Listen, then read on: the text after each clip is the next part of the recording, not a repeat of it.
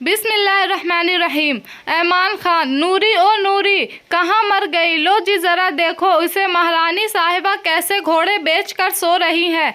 जी बाजी उठ गई बाजी। ना तू मुझे यह बता, यह जो सारा काम बिखरा पड़ा है तेरा बाप करेगा?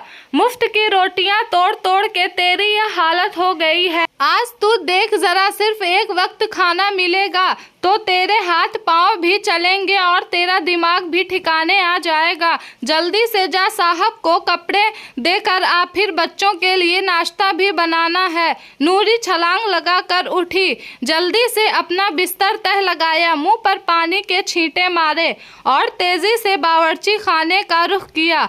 चूल्हे के एक तरफ चाय का पानी चढ़ाया और दूसरी तरफ छोटे छोटे हाथों से रोटियां बनाने लगी। नूरी अब्दुल करीम साहब के घर मुलाजिम थी। उसको चंद दिन हुए थे काम पर आए हुए। नूरी के अब्बू उसके पैदाइश होने के 1 साल बाद ही चल बसे थे और उसकी माँ 3 साल पहले कैंसर के जानलेवा मर्ज में मुब्तला होकर उस दुनिया से रुखसत हो गई। नूरी के चचा ने उसे यहाँ काम पर लगाया था। इस वक्त उसकी उम्र सिर्फ 9 बरस थी।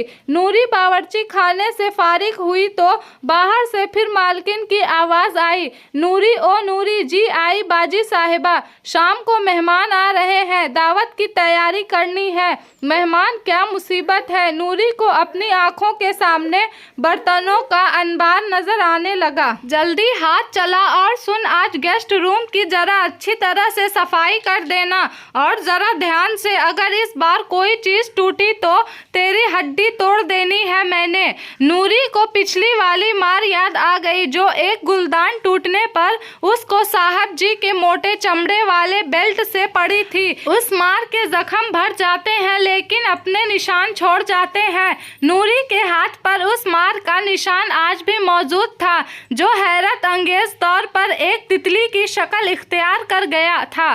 गेस्ट हाउस से लेकर घर की सफाई करने के बाद वह बावर्ची खाने में चली गई और अपनी मालकिन के दिए हुए अहकामात के मुताबिक काम करने लगी। देर रात तक मेहमानों की खातिर से फारिग होने के बाद नूरी की हालत खराब होने लगी। सारे दिन की अनथक मेहनत के बाद उसके नन्हे से जिस्म को थकावट ने घेर लिया था। उसकी कमजोर हड्डियां दर्द से टूट रही थी। एक तरफ कामों के ढेर थे जो उसको करके सोने थे, दूसरी तरफ वह खुद थी जो बरामदे में बैठी वहीं ढेरों हो रही थी। सामने से आने वाले हवा के झोंके उसको नींद की थपकियां देने लगे। उसको यूं महसूस हुआ जैसे वह अपनी माँ की आगोश में लेटी सो रही है। उसके वजूद के गनूदगी फिजा में खेलने लगी। भाड़ में जाए काम, भाड़ में जाए बर्तन, मैं सोने लगी हूँ। नूरी वहीं लेटी लेटी सो गई। अचानक मालकिन की ठोकर लगने से उसकी आंख खुली। हट हराम काम चोर, सारा घर बिखरा पड़ा है और तू फिर आराम करने लगी। चल उठ, यहाँ से जाकर मेरे लिए चाय बना कर ला। सुबह से भाग भाग के मेरी तो हालत खराब हो रही है। नूरी खामोशी से उठ चाय बनाने चली गई।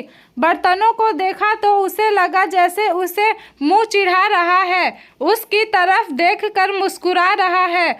नूरी गुस्से में बर्तनों की तरफ बढ़ी और उनसे कुश्ती लड़ने लगी।